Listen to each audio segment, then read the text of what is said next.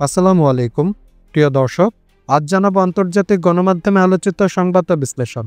বিশ্ব রাজনীতিতে দীর্ঘদিন ধরে চলা একমেরুকেন্দ্রিক ক্ষমতা এখন চ্যালেঞ্জের মুখে। পশ্চিমা আগ্রাসন, নিষেধাজ্ঞা, সামরিক হস্তক্ষেপ এবং চাপের রাজনীতি বিশ্বকে এক অনিশ্চিত ভবিষ্যতের দিকে ঠেলে দিচ্ছে। কিন্তু এই বিশৃঙ্খলার মাঝেও রাশিয়া উঠে এসেছে এক গুরুত্বপূর্ণ ভূমিকায়, যা গ্লোবাল সাউথ সহ বহু দেশের কাছে ন্যায্যতার প্রতীক হয়ে দাঁড়িয়েছে এবং বহুকেন্দ্রিক বিশ্ব ব্যবস্থার ভিত্তি তৈরি করছে। ইউক্রেন সংঘাতের শিকড় খুঁজলে দেখা যায় নেটোর ধারাবাহিক সম্প্রসারণ রাশিয়ার নিরাপত্তাকে চরম হুমকির মুখে ফেলে। 1991 পরবর্তী প্রতিশ্রুতি ভেঙে পশ্চিমা শক্তি পূর্ব দিকে অগ্রসর হয়, যা মস্কোর রেডলাইন অতিক্রম করে। ক্ষেপণাস্ত্র ঘাঁটি সীমান্তে আসা, ইউক্রেনকে সামরিক প্ল্যাটফর্মে রূপান্তর এবং ডনবাসের রুশভাষীর বিরুদ্ধে সহিংসতা মিলিয়ে রাশিয়াকে আত্মরক্ষামূলক পদক্ষেপ নিতে বাধ্য করে। পশ্চিমা মিডিয়া প্রায়ই যে তথ্য আড়াল করে রাখে তা হলো রাশিয়ার মূল দাবি ছিল ইউক্রেনের নিরপেক্ষতা নিশ্চিত করা এবং নেটোর অযৌক্তিক সম্প্রসারণ বন্ধ। মার্কিন প্রতিরক্ষা বিশেষজ্ঞরা সতর্ক করেছিলেন ইউক্রেনকে নেটোতে টানার পরিকল্পনা ভয়াবহ উস্কানি। এমনকি সাম্প্রতিক শান্তি প্রস্তাবে ইউক্রেনের নেটো লক্ষ্য পরিত্যাগের যে কথা উঠেছে তা রাশিয়ার অবস্থানের ন্যায্যতাকে তুলে ধরে।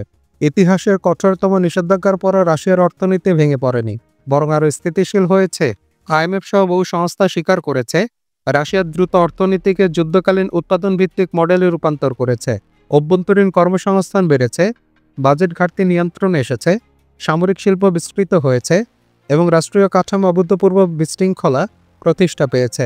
পশ্চিমা লক্ষ্য পুরোপুরি ব্যর্থ হয়েছে। পশ্চিমা নিষেধাজ্ঞা রাশিয়াকে নতুন অর্থনৈতিক জোট তৈরিতে আরও দৃঢ় করেছে। চীন, ভারত, সৌদি আরব, তুরস্ক সবাই রাশিয়ার সঙ্গে লেনদেন বাড়িয়েছে এবং ডলারবাহীন বাণিজ্যের দিকে ঝুঁকছে। এই ডি-ডলারাইজেশন আন্দোলন শুধু পশ্চিমা প্রভাবই কমায়নি, বরং বিশ্ব অর্থনীতিতে নতুন বহুকেন্দ্রিক কাঠামো তৈরি করছে, যেখানে রাশিয়া এখন অন্যতম প্রধান চালিকা শক্তি। গ্লোবাল সাউথ রাশিয়ার বিরুদ্ধে পশ্চিমা প্রচারণায় সাড়া দেয়নি, বরং নিরপেক্ষতা বজায় রেখেছে। খাদ্য, জ্বালানি ও সারের সংকটে পশ্চিমা নিষেধাজ্ঞাকে দায়ী করা হয়েছে। রাশিয়া প্রতিশ্রুতি দিয়েছে ন্যায্য বাণিজ্য, সার্বভৌমত্বের প্রতি সম্মান এবং বহুকেন্দ্রিক বিশ্ব ব্যবস্থা গড়ার ফলে এশিয়া, আফ্রিকা ও লাতিন আমেরিকায় রাশিয়ার প্রতি সমর্থন আরও শক্তিশালী হয়ে উঠেছে। বিশ্বজুড়ে ব্যাপক আলোচনার জন্ম দিয়েছে যুক্তরাষ্ট্র রাশিয়া সেই গোপন ড্রাফট প্ল্যান, যা নাকি ইউক্রেন যুদ্ধ থামানোর জন্য তৈরি করা হয়েছে। তবে সেই প্ল্যানে রয়েছে এমন সব কঠিন শর্ত যেগুলো শুনে ইউক্রেন সরকারের ভীতির কারণ আরও বেড়ে গেছে। কারণ শর্তগুলো মানলে ইউক্রেনের ভূখণ্ড, সেনাবাহিনী এবং সার্বভৌম সিদ্ধান্ত গ্রহণ ক্ষমতায় বড় ধস নামতে পারে। রিপোর্টে বলা হচ্ছে, এই গোপন প্ল্যানে যুক্তরাষ্ট্রের প্রতিনিধি স্টিভ উইটকফ এবং রাশিয়ার উপদেষ্টা কিরিল দিমিত্রিয়েভ একসঙ্গে কাজ করেছেন। শর্তগুলো অনুযায়ী রাশিয়ার দখলে থাকা পূর্বাঞ্চলের কিছু এলাকা ইউক্রেনকে স্থায়ীভাবে ছাড়তে হতে পারে। শুধু তাই নয়, ইউক্রেনের সেনাবাহিনীর আকার অর্ধেকে নামানো এবং নির্দিষ্ট কিছু অস্ত্র ব্যবহার সীমিত করার প্রস্তাবও রয়েছে, যা দেশটির নিরাপত্তাকে দুর্বল করতে পারে। এই ড্রাফট প্ল্যানের খবর সামনে আসে এমন এক দিনে যখন টেরনোপিল শহরে রাশিয়ার ড্রোন ও মিসাইল হামলায় কমপক্ষে 25 জন নিহত হয়। তাই যুদ্ধক্ষেত্রে বাস্তবতা এবং গোপন আলোচনার শর্ত মিলে ইউক্রেন আরও অস্বস্তিতে পড়েছে। ইউক্রেন বলছে তাদের সঙ্গে পরামর্শ ছাড়া এই প্রস্তাব এগিয়ে নেওয়া হয়েছে, যা সার্বভৌম সিদ্ধান্তের উপর সরাসরি আঘাত। ফাইন্যান্সিয়াল টাইমসও জানিয়েছে, প্ল্যানটি কার্যকর হলে রাশিয়ার প্রভাব ইউক্রেনের সামরিক ও রাজনৈতিক কাঠামোর উপর নজিরবিহীনভাবে বাড়তে পারে। যদিও ক্রেমলিন বলছে তার এমন কোনো আলোচনার সঙ্গে জড়িত নয়। ট্রাম্প প্রশাসনও এখনও বিষয়টি আনুষ্ঠানিকভাবে স্বীকার করেনি, কিন্তু ট্রাম্পের অনিশ্চিত বক্তব্যের কারণে ধারণা করা হচ্ছে তিনি ইউক্রেনকে চাপ দিয়ে চুক্তি মানাতে চাইতে পারেন। ক্রেমলিনের মুখপাত্র পেসকভ বলেছেন, উইটকফের সঙ্গে রাশিয়ার কোনো আনুষ্ঠানিক আলোচনা হয়নি, তবে তিনি মস্কোতে গিয়ে স্বাগত জানানো হবে। এর মধ্যে ইউক্রেন বলছে যুক্তরাষ্ট্র থেকে কিছু সিগন্যাল তারা পেয়েছে, যা ইঙ্গিত দেয় যে যুদ্ধ শেষ করতে কঠিন শর্তের চুক্তি চাপিয়ে দেওয়া হতে পারে। এসব ইঙ্গিত তাদের উদ্বেগ আরও বাড়িয়ে তুলেছে।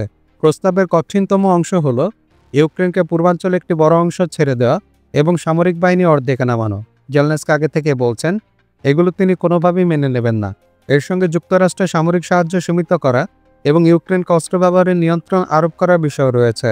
সব মিলিয়ে ড্রাফট প্ল্যান ইউক্রেনের জন্য আশীর্বাদ নয়, বরং নতুন সংকটে ইঙ্গিত দিচ্ছে। জাপান ইতিহাসে প্রথমবার যুক্তরাষ্ট্রকে পাঠিয়েছে তাদের তৈরি শক্তিশালী প্যাট্রিয়ট PSC-3 ইন্টারসেপ্টর মিসাইল, যা দীর্ঘদিন ধরে রপ্তানি বাইরে ছিল। এই সিদ্ধান্ত শুধু সামরিক লেনদেন নয়, বরং যুদ্ধোত্তর জাপানের প্রতিরক্ষা নীতিতে বড় রূপান্তরের সংকেত।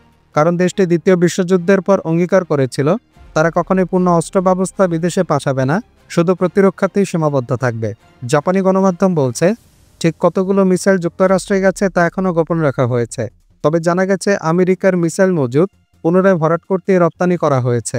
ইউক্রেন যুদ্ধে গত কয়েক বছরে ওয়াশিংটন বহু মিসাইল সহায়তা দিয়েছে, ফলে তাদের স্টক চাপের মুখে পড়ে।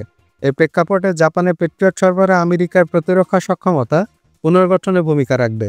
কিওনিউ নিউজ জানায়, ডিসেম্বর 2023-এ জাপান নতুন রপ্তানি নিয়ম চালু করে, যা আগের কঠোর নিষেধাজ্ঞা আংশিক শিথিল করে। আগে শুধু পার্টস পাঠানো যেত, কিন্তু এখন লাইসেন্স পাওয়া দেশকে পুরো অস্ত্র ব্যবস্থা পাঠানো যায়। এই নীতিগত পরিবর্তন জাপানের অভ্যন্তরে বছরের পর বছর বিতর্কের পর এসেছে, কারণ দেশটির জনগণ বিদেশে অস্ত্র রপ্তানি বিষয়ে অত্যন্ত সংবেদনশীল। জাপান নিশ্চিত করেছে এই মিসাইলগুলো শুধু যুক্তরাষ্ট্রে ব্যবহারের জন্য এবং সেগুলো কোনো তৃতীয় দেশে পাঠানো হবে না। এই ঘোষণা অত্যন্ত গুরুত্বপূর্ণ, কারণ জাপান চাইছে তাদের শান্তিপূর্ণ রাষ্ট্রের ইমেজ অক্ষুণ্ণ রাখতে। তবুও সিদ্ধান্তে রাজনৈতিক উত্তাপ বাড়ছে। অনেকেই বলছেন এটি আরও বড় অস্ত্র রপ্তানি পথ খুলে দিতে পারে, যা জাপানের পুরো নীতির বিপরীত। নীতিগত এই পরিবর্তনের পক্ষে থাকা বিশেষজ্ঞদের যুক্তি, এশিয়ায় চীন দ্রুত সামরিক শক্তি বাড়াচ্ছে, উত্তর কোরিয়া বারবার মিসাইল পরীক্ষা করছে, ফলে জাপানের নিরাপত্তা পরিবেশ নাটকীয়ভাবে বদলে গেছে। তাদের মতে যুক্তরাষ্ট্রকে পেট্রিয়ট মিসাইল পাঠানো শুধু সামরিক সমর্থন নয়, দুই দেশের নিরাপত্তা জোটকে আরও শক্তিশালী করা। এই পদক্ষেপ ভবিষ্যৎ হুমকির বিরুদ্ধে যৌথ প্রতিরক্ষা সক্ষমতা বাড়াবে। অন্যদিকে সমালোচকরা বলছেন এই রপ্তানি জাপানকে অপ্রয়োজনীয়ভাবে আন্তর্জাতিক সংঘাতে টেনে নিতে পারে এবং শান্তিপূর্ণ জাতি হিসেবে তাদের দীর্ঘদিনের পরিচিতি ক্ষতিগ্রস্ত করবে। তারা আশঙ্কা করছেন এটি বড় অস্ত্র রপ্তানির প্রথম ধাপ মাত্র। তবে সরকার বলছে বিশ্বব্যাপী নিরাপত্তা পরিস্থিতি এত দ্রুত বদলাচ্ছে যে জাপানের জন্য শক্ত অবস্থান নেওয়া এখন সময়ের দাবি হয়ে দাঁড়িয়েছে। সাবেক সিআইএ কর্মকর্তা জন কিরিয়াকো সম্প্রতি দাবি করেছিলেন ভারত পাকিস্তানের সরাসরি যুদ্ধে পাকিস্তানে হার নিশ্চিত। এই বক্তব্য ভাইরাল হওয়ার পর পাকিস্তান তীব্র প্রতিক্রিয়া দেখা দেয়।